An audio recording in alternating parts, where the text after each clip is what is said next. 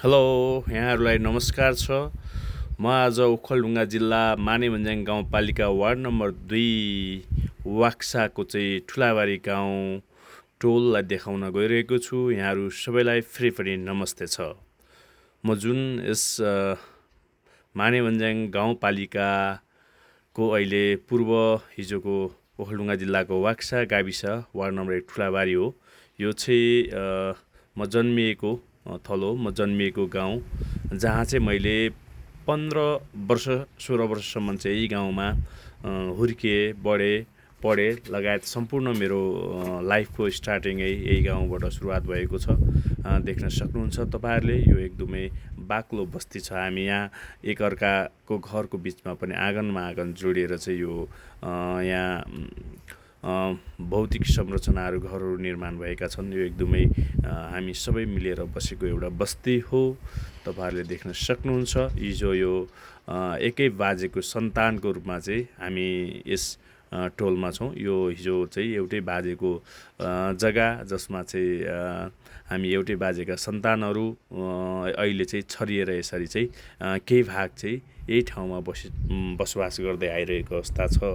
धेरै त बाहिरतिर गइसक्नु भएको छ, कोही तराईतिर, कोही काठमाडौँतिर झरिसक्नु भएको छ। तर पनि हामी देख्न सक्छौँ यहाँ यसरी बडबाहरूले आफ्नो कामहरू गरिरहनु भएको छ।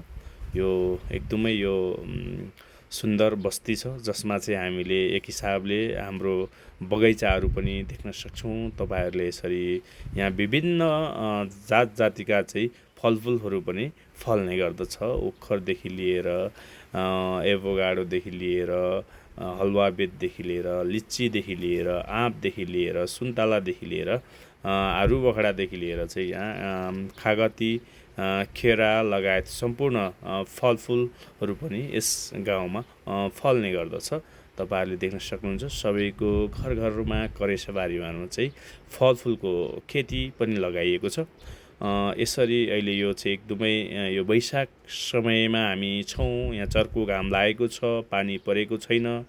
कृषकहरूले चाहिँ बारीमा मलहरू बोकिसक्नु भएको छ। अब यसमा चाहिँ एकदमै पानीको आवश्यकता छ र यो पानी परिसकेपछि यहाँ चाहिँ मकै खेती गरिनेछ। यो देख्न सक्नुहुन्छ, हामी यो एउटै परिवारका सन्तानहरू चाहिँ यसरी छरिएर एउटै टोलमा हामी बसेको छौँ। यो हाम्रो चाहिँ यो लप्टन टोल भन्छ।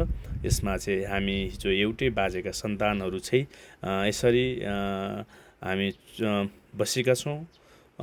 यसरी बस्ने क्रममा हामी एकदमै बाक्लो छ, हामी मिलेर बसेको छौँ।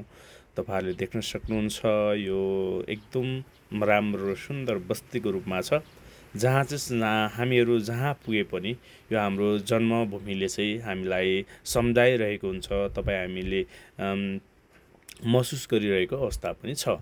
प्राकृतिक रूपले पनि एक हिसाबले एकदमै समथर भागको रूपमा रहेको छ। माथितिर हामी देख्न सक्छौँ लिब्जुको एउटा काखमा रहेको यो ठुलाबारी। हामी यो अत्यन्तै सुन्दर बस्ती रूपमा रहेको छ। एकअर्का बिच हामी मिलमिलाप राम्रो छ। हाम्रो पुर्खौली घरहरू छन्।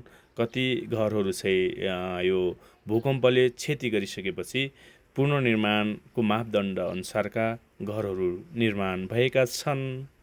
यो गाउँ हो, गाउँ हजुर। यहाँ जति नै सहरमा बसे पनि एकचोटि यो गाउँको दृश्यले, यो हुर्केको जन्मेको थलोले तपाईँ हामीलाई सधैँभरि सताइरहनेछ र पल पल सताइरहनेछ।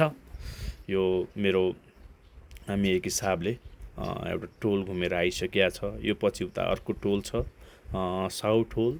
अब अहिले हामी यो लप्टन टोलको भ्रमण गरिसकेको छौँ। अब धेरै बडबाहरू काकाहरूले चाहिँ बाहिर पनि गइसक्नु भएको छ। यो चाहिँ केही भाग मात्रै हामी यो बस्ती बसेको छौँ, त्यही पनि बाक्लो बस्ती रहेको छ।